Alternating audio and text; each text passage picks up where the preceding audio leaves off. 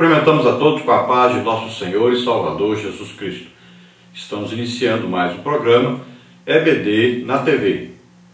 Nós estamos aí durante este primeiro trimestre de 2014, estudando nas revistas da CPAD o tema Uma Jornada de Fé, a formação do povo de Israel e sua herança espiritual.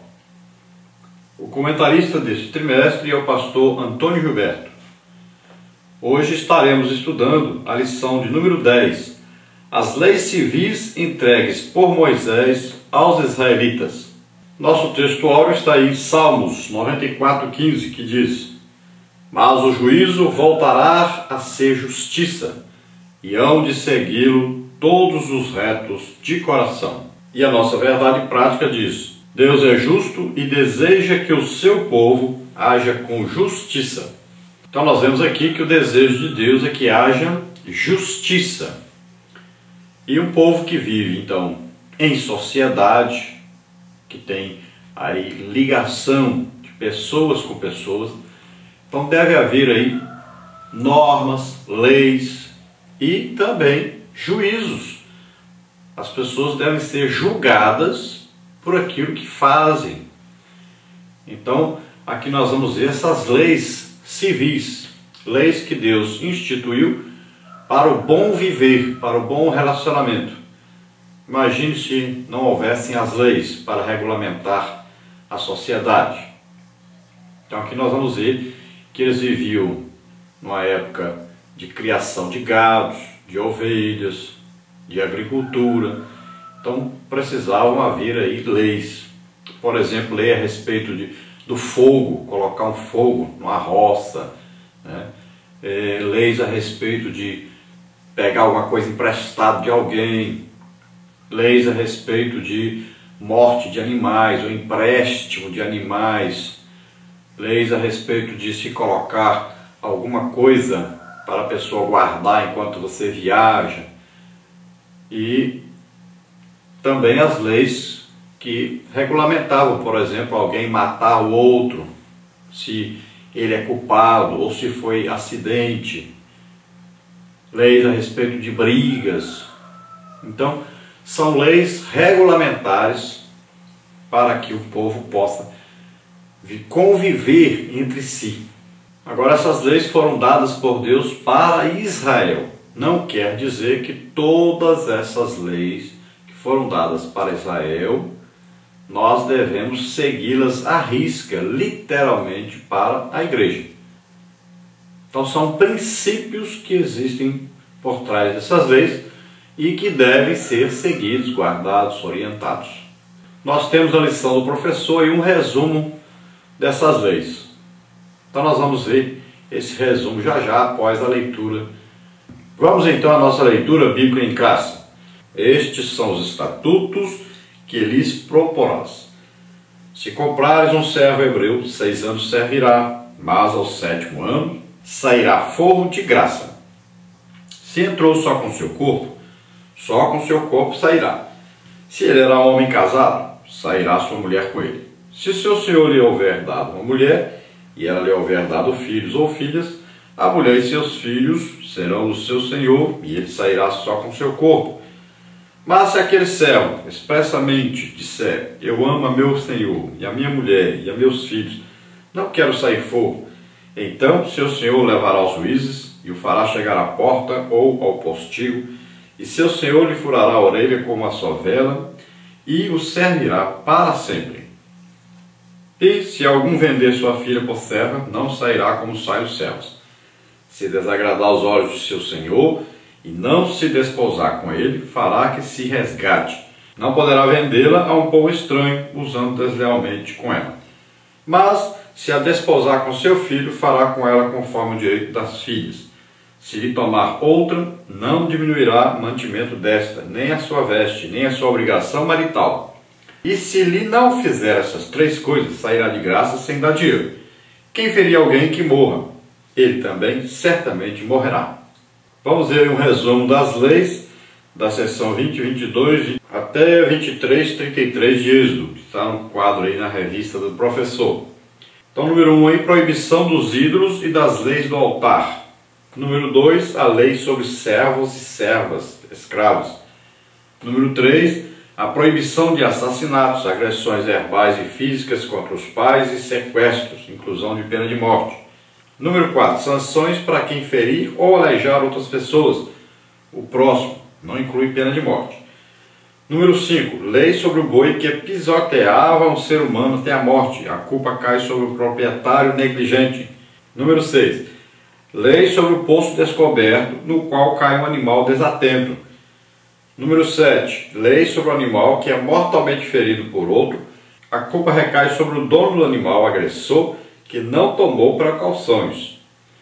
Número 8, proibição do furto com obrigação de restituição por parte do infrator.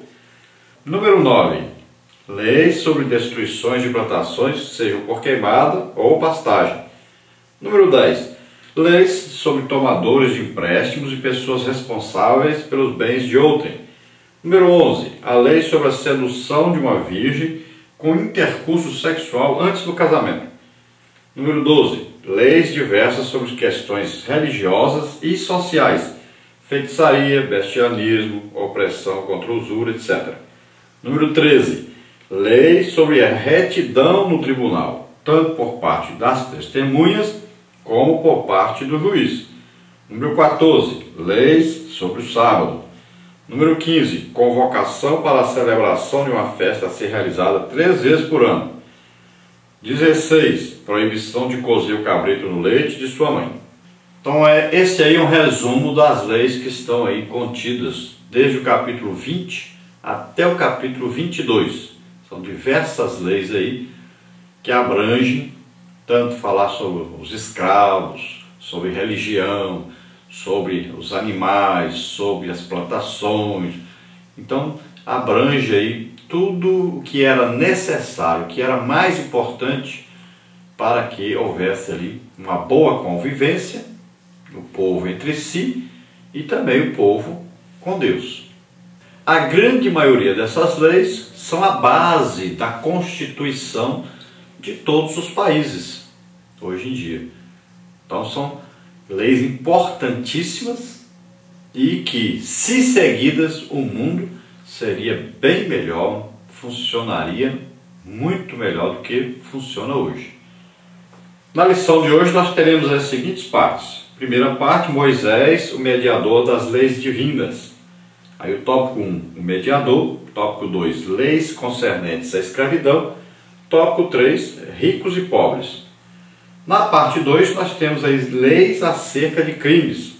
Tópico 1, brigas, conflitos, lutas pessoais. Tópico 2, crimes capitais. Tópico 3, uma terra pura.